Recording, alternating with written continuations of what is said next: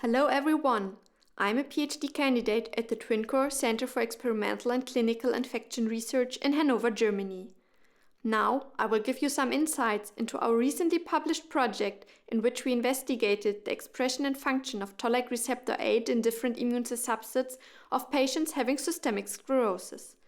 Systemic sclerosis is a severe rheumatic disease and it is characterized by inflammation and fibrotic tissue rearrangement. Since the pathomechanism of systemic sclerosis is not completely understood yet, there is an urgent need for studying the inflammatory process in affected patients. It is already known that especially the innate immune system plays a crucial role upon systemic sclerosis, and in particular plasmacytoid dendritic cells are postulated to mediate type 1 interferon signaling that drives the inflammatory process. Inside plasmacytoid dendritic cells, pattern recognition receptors like Toll-like receptors are important for initiating the cascade of type 1 interferon expression. Under physiological conditions in healthy individuals, Toll-like receptor 8 is known to be expressed in the endosomes of monocytes, conventional dendritic cells, and granulocytes. Surprisingly, it was recently discussed that in patients with systemic sclerosis, also plasmacytoid dendritic cells express RNA transcripts of Toll-like receptor 8.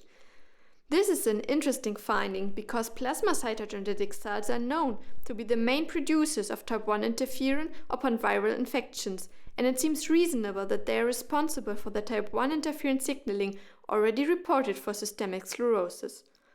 Therefore, we aimed in our study to investigate the expression pattern of Toll-like receptor 8 on a protein level in different innate immune cell subsets isolated from blood and affected skin tissue of patients with systemic sclerosis. We used spectral flow cytometry to identify certain immune cell subsets and to quantify the expression of Toll-like receptor 8 protein. Most interestingly, in the systemic sclerosis patients' blood and skin samples, we could not confirm Toll-like receptor 8 expression in plasmacytoid dendritic cells on a protein level, as it was postulated before on a transcriptomic level. Furthermore, we stimulated the cells with several Toll-like receptor agonists with different specificities and measured the intracellular expression of cytokines on a single cell level. In line with our previous finding, no cytokine expression was detectable in all plasmacytoid dendritic cells derived from blood and skin after selective stimulation of Toll-like receptor 8. Therefore, the involvement of Toll-like receptor 8 signaling in plasmacytoid dendritic cells seem unlikely to be relevant for the pathogenesis of systemic sclerosis. Most interestingly, after stimulation of Toll-like receptor 8, we could detect a significantly increased amount of interleukin-10 expressing monocytes in peripheral blood mononuclear cells from patients with systemic sclerosis when compared to samples of healthy individuals.